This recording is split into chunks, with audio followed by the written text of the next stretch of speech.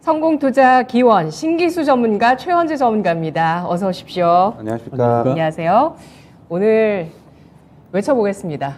네, 힘이 빠지잖아요. 장이 정말 이틀 한번 쭉 봤는데 좋지가 못합니다. 그래도 어제 2200선을 회복을 해줬는데 오늘 외치면서 시작해보겠습니다. 성공투자 기원. 네, 들어가 보겠습니다. 체크포인트 확인해 보시죠. 정부 반도체 세액공제 확대 의지, 게임업계 중국 공략 가속화, 일본 해양 수출 1조 달성, 중국 위드 코로나 정책, 피부 미용, 제약바이오 업체 수출 증가 전망입니다. 수출에 대한 이야기와 또 세액공제 내용인데요. 먼저 신기수 전문가의 첫 번째 코멘트, 정부의 어제 발표에 대해서 주목해주고 있습니다. 정부가 연말에 이번 올해 이제 예산안에 대해서 사실 정치권의 그 대립으로 인해서 통과가 잘 안 되다가 결국 통과시키면서 법인세 같은 경우는 좀 여당 쪽에서 주장했던 것보다 낮게 1%포인트로 결정이 됐고요. 그러면서 반도체 투자세액 공제도 사실 좀 낮게 설정이 됐었는데 전향적으로 11일 만에 여론을 받아들여서 세액 공제를 확대했습니다. 어떻게 봐야 될까요? 그러니까 아직 법안이 통과된 건 아니기 때문에 이제 예. 정부 아니고요. 이제 정부 쪽에서는 이번에 중견기업, 그러니까 대기업은 지난번에 이제 8%로 되면 상당히 좀 불만이 많았는데 이거 15%로 올리고 중소기업은 16%에서 25%까지 세액 공제율을 높이겠다. 그리고 올해 한시적으로는 추가 투자분에 대해 가지고는 10% 추가로 이제 세액 공제가 되니까 실제로는 대기업 같은 경우에 15%에다가 올해 한시적으로 10% 더 받기 때문에 25%의 투자 이제 뭐 그 세액 공제 부분이 생기게 됩니다. 그러니까 이런 부분들이 이제 뭐 이렇게 세액 공제를 해준다고 그래서 반도체 쪽이 실적이 좋아지냐, 이제 그런 건 아니죠. 하지만은, 올해에 10% 추가 세액 공제를 해주는 부분, 이런 부분들이 삼성전자나 SK 하이닉스의 올해 투자에 대한 부분들을 좀 유인한 효과가 좀 있을 것 같아요.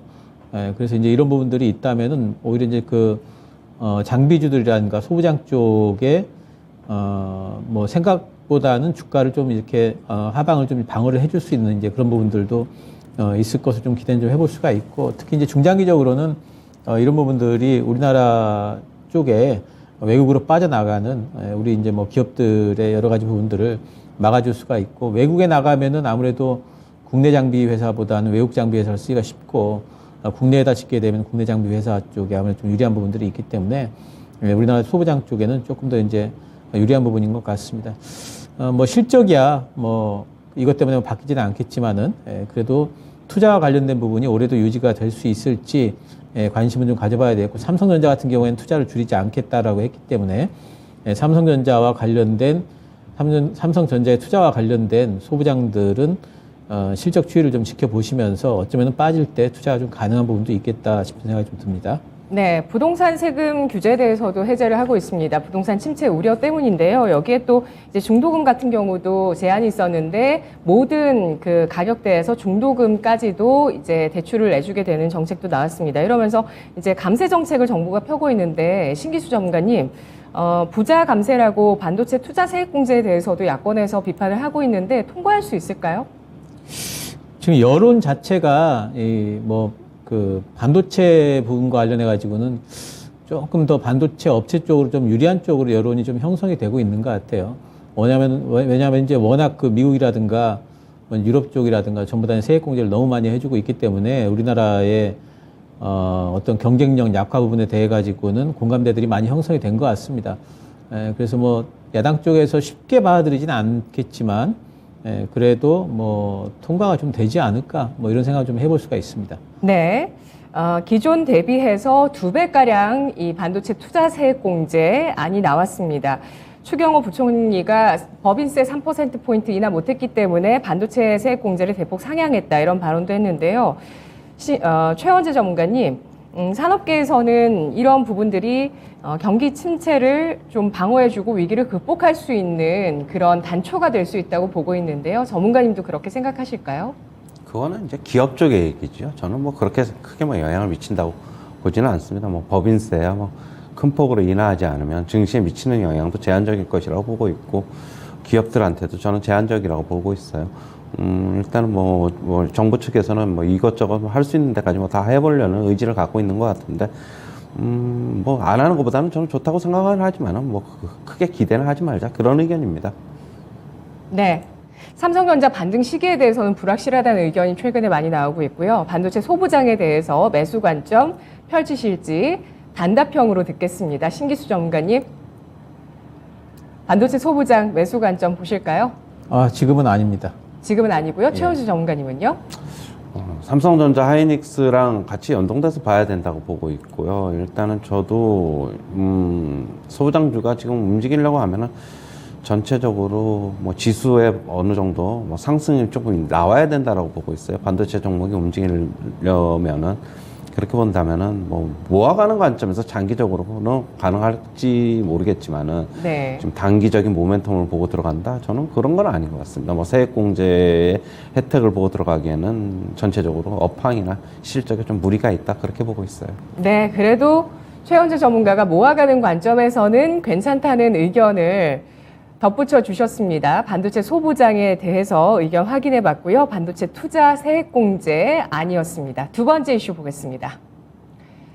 중국 위드 코로나 정책, 피부 미용, 제약바이오 업체 수출 증가 전망입니다. 최원재 전문가님, 저도 오늘 그 내용이 좀 눈에 띄더라고요. 어쨌든 이렇게 중국 쪽에서 리오프닝으로 가게 되면서 피부 미용 또 제약 쪽에 있어서 중국의 유통망을 잘 해놓은 기업들이 수혜를 받을 수 있다, 이런 내용이었는데요. 전문가님 어떻게 보십니까? 중국의 유통망을 잘 구축해 놓고 중국 법인이 있는 쪽도 수혜를 입을 것으로 보고 있지만, 전체적으로는 수출이 조금 더 늘어날 수 있지 않을까, 그렇게 보고 있어요. 그동안 이제 중국은 제로 코로나 정책을 펼쳤는데, 그걸 이제 포기하면서 지금 확진자가 상당히 늘어나고 있어요. 중국 측의 뭐 의사들의 얘기를 따르면은 상하이 쪽에서는 70% 정도의 인구의 70% 정도가 이미 확진됐을 것이다라고 지금 얘기가 나오고 있고요. 지금 이제 그렇다면은 이제 뭐 진단 키트나 뭐 이런 감기약 쪽, 뭐 톡신 필러 이런 쪽을 좀 봐야 되는데, 그동안 이제 진단 키트 수출은 다른 나라로는 수출이 좀 크게 많이 증가했지만은 중국 쪽으로는 수출이 굉장히 미약했어요. 수출 비중이 약 1.3% 정도밖에 차지를 못하고 있었는데, 그래서 중국 쪽이 신통치 않았는데, 이제 뭐 그 이유는 결국에는 제로 코로나 정책으로 강력한 봉쇄 조치를 펼쳤기 때문에 확진 규모가 크지 않았기 때문에 진단 키트의 수요도 많지 않았던 것으로 보고 있어요. 그러나 이제 방역 조치가 이제 해제되면서 확진자가 이제 급속히 늘고 있고, 진단 키트와 이제 감기약 등 수요는 크게 좀 더 늘 것으로 보고 있습니다. 그리고 이제 확진자 폭증 후에는 확산세는 결국에는 좀 가라앉을 것으로 보고 있는데, 그렇다면 피부 미용, 톡신 필러, 뭐 임플란트 이쪽 업체들도 수출이 더 늘어날 것으로 보고 있고요. 결국에는 수요가 늘어날 것이기 때문에 수출도 늘어날 것이다, 그렇게 보고 있습니다. 역시 관련주로는 진단키트는 뭐 SD 바이오센서, 시젠, 랩지노믹스, 뭐 휴마시스, 뭐 여러 업체들이 있는데 좀 같이 좀 봐야 될 것으로 보고 있고요. 일단 SD 바이오센서 한번 차트 잠시 한번 보시면은요. 역시 뭐 진단키트 코로나 이슈 관련 업체들은 최근에 이제 주가는 더 이상 뭐 실적 증가세도 없고, 뭐 이슈도 이제 중국 이외에는 이제 전부 다 볼 게 없죠. 그렇게 본다면 주가가 계속 빠지고 있는데, 이번 중국 쪽에 어떻게 보면 좀 잘 되면은 뭐 기대감 가지고 먼저 주가 좀 선반영할 수 있을 것 같아요. 하지만 기술적 반등 이상에는 큰 기대감은 갖지 말자, 저는 그런 의견이고, 일단 전체적인 중장기적인 시세는 꺾였기 때문에 좀 그렇게 보고 있고요. 시젠도 마찬가지입니다. 시젠도 SD 바이오센서랑 차트 좀 비슷하고요. 랩지노미스가 최근에 좀 움직이고 있는데, 그래도 박스권에서 뭐 조금 움직이고 상단을 좀 돌파하려는 모습이 좀 나오고 있고요. 뭐 이런 업체들도 있고, 진단키트 업체들, 그 다음에 톡신 필러 업체들 같은 경우에는 뭐 휴젤, 그 다음에 대웅제약, 휴메딕스 등이 있는데 하나하나 네. 좀 보도록 할게요. 휴젤은 최근에 뭐 상승 많이 했고 조금 조정받는 움직임인데, 저는 21선에서의 지지력은 조금 더 테스트를 해봐야 될 것으로 보고 있어요. 만약 21선 지지가 안 되면은 한 12만 원대까지 빠질 가능성이 있다라고 보고 있고요. 뭐 이거는 섣불리 예단해서 21선 지지하면서 들어가는 거는 조금 위험하다고 저는 보고 있고요. 휴메딕스는 최근 움직임이 좋습니다. 계속적으로 우상향하는 모습이고, 뭐 톡신 필러, 보톡스 같이 하니까 휴메디스도 관심권에 넣어봐야 될 거고 대웅제약도 톡신 필러 생산을 하니까 이쪽도 좀 눈여겨서 봐야 된다. 그렇게 보고 있고요. 그리고 임플란트 업체는 뭐 오스템 임플란트, 덴티움 등을 들 수 있는데 오스템 임플란트 차트 보시면은 계속적으로 우상향하고 있죠. 뭐 강성구 펀드 그런 매입 관련해서 그런 이슈도 있고 뭐 실적도 좋고 뭐 계속적으로 호재가 추가되는 입장이다. 아직까지는 그렇게 보고 있고요. 덴티움은 중국 관련 포지션이 매출의 거의 뭐 40%, 50% 이상을 차지하고 있기 때문에 수혜 폭은 좀 더 커질 수 있다. 그렇게 보고 있습니다. 네, 알겠습니다. 우리 개편하고 나서 최원주 전문가가 첫 주에 이런 임플란트 주 종목을 2개 소개를 해주셨는데 우상향 기조 완만하게 계속 이어지네요. 그리고 또 휴젤 같은 이런 톡신과 필러 관련한 휴젤 등의 종목들 추세 유지하는 쪽은 좀 긍정적으로 보셨고 21선까지 조정받은 쪽은 지지하는지를 보자라는 의견 주셨습니다. 진단키트는 보수적인 의견 제시해 주셨네요. 마지막 코멘트 확인해 보겠습니다. 게임업계 중국 공략 가속화, 일본향 수출 1조 달성.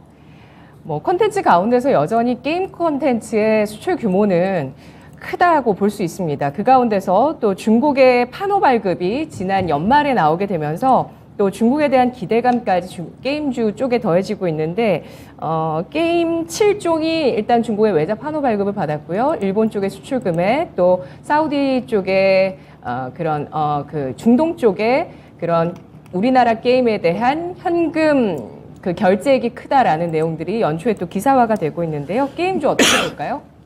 네, 게임주가 예전에 이제 중국 시장에서 좀 그 한알령 이전에 상당히 좀 재미를 많이 볼 때는 중국 시장이 좋았는데 게임주 외자 판호가 이제 막히면서부터 게임 회사들이 이제 국내 쪽에서 주로 이제 수익을 좀 내다가 일본 쪽을 그동안에 공략을 많이 했는데 사실 일본이 자기네들 국산 게임에 대한 충성도가 상당히 좀 높고 한국 게임에 대해 가지고 그다지 선호하지 않았던 부분들이 있거든요. 근데 일본 쪽을 우리나라 게임 회사들이 상당히 공략들을 많이 하면서 일본 쪽의 매출이 일단 1조가 넘어간 걸로 지금 작년 같은 경우에 나타나고 있습니다. 그래서 일본 쪽으로 지금 게임 회사들이 진출을 성공을 하고 있는 부분들이 있어요. 그리고 올해 같은 경우에는 이제 뭐 NC소프트도 그렇고 콘솔 게임 내면서 북미 쪽으로 또 진출을 하죠. 그래서 중국 이외의 다른 시장들로 일단 넓혀가고 있다는 거, 이런 부분들이 게임 업계들 전반적으로 이제 미래에 대해 가지고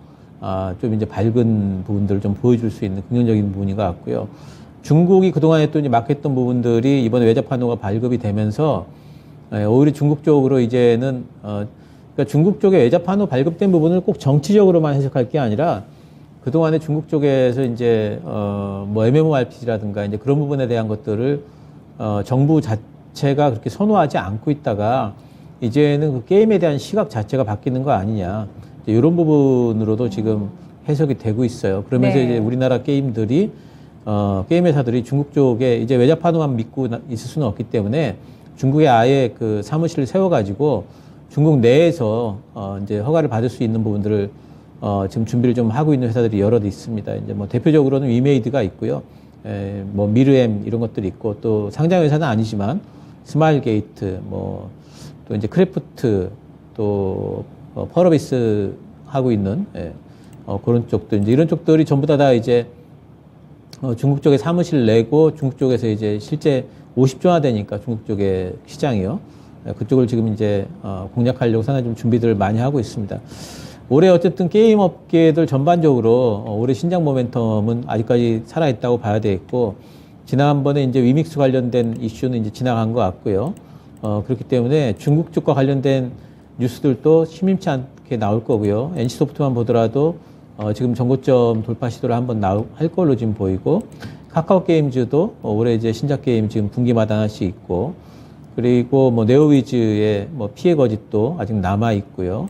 또 컴투스가 뭐 그 좀 지연되긴 했지만 안 나올 거 아니고, 이런 여러 가지 부분들, 뭐 조이시티 같은 경우에도 올해 신작 게임이 나올 거고, 여러 가지 부분들이 게임 신작 모멘텀은 앞으로도 많이 남아 있다 보이기 때문에 게임주와 관련해 가지고는 특히나 이제 실적 시즌이 오면서 실적주들이 좀 안 좋을 때 그 실적 자체가 아니라 신작 모멘텀으로 인정받을 수 있는 게임 섹터는 종목별로 좀 관심을 좀 가져볼 필요가 있다 생각을 하고 있습니다. 네, 게임주 낙폭 과대했던 가운데 5년 만에 게임 판호 발급 대거 국내 게임을 향해서 또 했다는 부분들이 투자 심리를 돌려세우고 있는 모습입니다. 오늘 장 어떨지 흐름 살펴보겠습니다. 성공투자 기원이었습니다.